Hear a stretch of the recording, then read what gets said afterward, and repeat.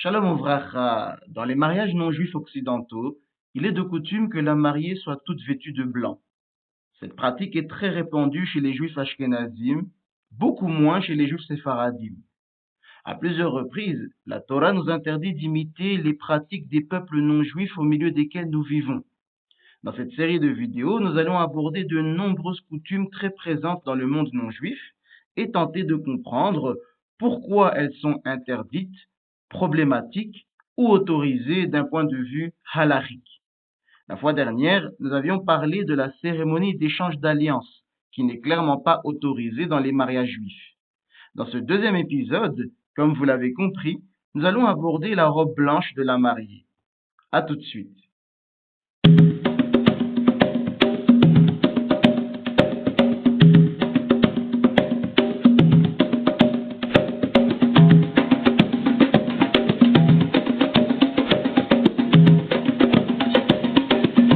La tradition de porter une robe de mariée blanche dans la culture occidentale est largement attribuée à la reine Victoria, qui portait, comme vous l'avez à l'écran, une robe de dentelle blanche lors de son mariage avec le prince Albert en 1840.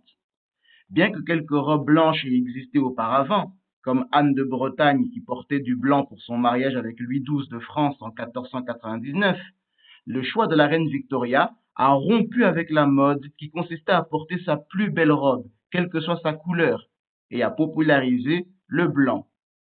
Aujourd'hui, on associe généralement le blanc à la pureté, mais à l'origine, il n'en était pas ainsi, car se marier en blanc était plutôt une manifestation de richesse, étant donné que les vêtements blancs étaient difficiles à nettoyer, ce qui en faisait un choix luxueux.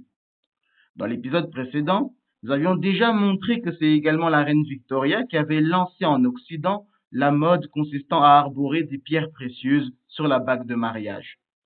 Mais comme nous l'avons mentionné, bien qu'elle ait rendu populaire la robe de mariage blanche, cette pratique existait déjà bien avant elle.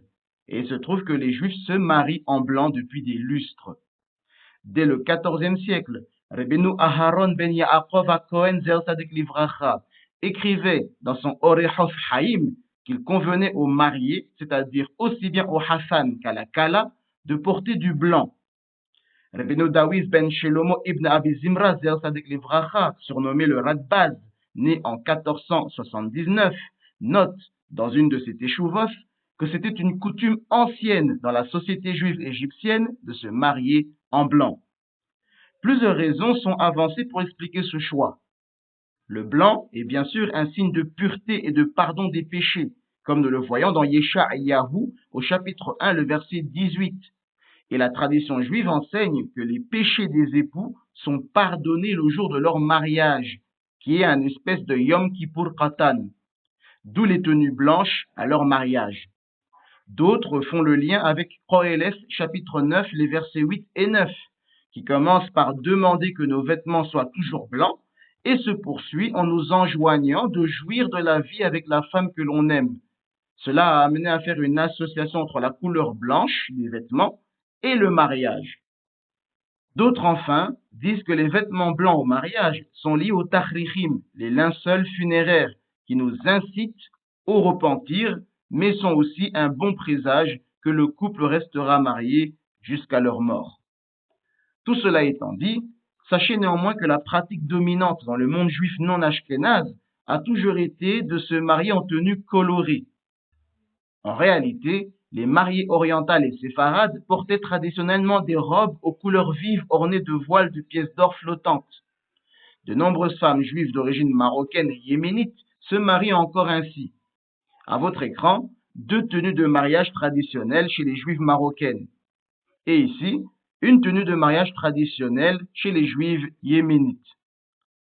Malgré les sources juives faisant allusion à la pratique de se marier en blanc, certains juifs, jusqu'à ce jour, évitent de le faire, car ils soutiennent que ce serait une pratique d'origine païenne.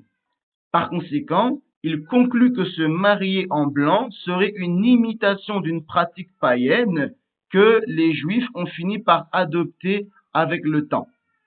En effet, nous savons que dans la Grèce antique, les mariés portaient des vêtements blancs ornés de guirlandes. D'ailleurs, le Rav Gavrel Ziner, dont vous avez le portrait à l'écran, dans son Nit'e Gavriel, au volume 1, la partie Ilkos Nisu'in, le chapitre 15, que je fais défiler à votre écran, mentionne la coutume de se marier en blanc au nom du Maharam Mintz, du Liqouteh Maharich et du Shulchan Ha'ezer. Mais il mentionne toutefois que certains Hassidim évitent d'avoir des tenues totalement blanches à leur mariage, car ce serait une Huqas Agoïm, une coutume païenne. Mais le Rav Ovadia Yosef Zichrono Livracha s'oppose à cette position, arguant que se marier en blanc n'est pas une pratique païenne et que les Juifs suivaient cette coutume avant qu'elle ne soit adoptée par les païens. Et je souscris totalement à sa position. Tout d'abord, dans une Mishnah qui apparaît dans la Masechet Ta'anif et que j'affiche à l'écran, il est fait mention qu'à Tou B'Av, les femmes juives célibataires de Jérusalem avaient la pratique d'emprunter des tenues blanches et danser dedans en demandant aux hommes de les choisir pour épouses, ce qui fait un lien entre le blanc et le mariage. Deuxièmement, comme nous l'avons signalé au tout début de notre vidéo, ce n'est que sous le règne de la reine Victoria au XIXe siècle que la coutume s'est véritablement répandue et ancrée de se marier en blanc. Mais avant cela, même si certains se mariaient déjà en blanc, en Occident, c'était en réalité très rare. Le blanc n'était pas la couleur de prédilection de tous les chrétiens. En France, au Moyen Âge et par la suite, les mariés portaient rarement du blanc, préférant le bleu ou le rose, car le blanc était à l'époque la couleur du deuil. Donc, en conclusion, il est tout à fait permis de se marier en blanc et nous avons suffisamment de sources à l'appui pour cela. Tout comme également le fait de se marier dans des tenues colorées. Kol Tov, Hazak, Uvarour.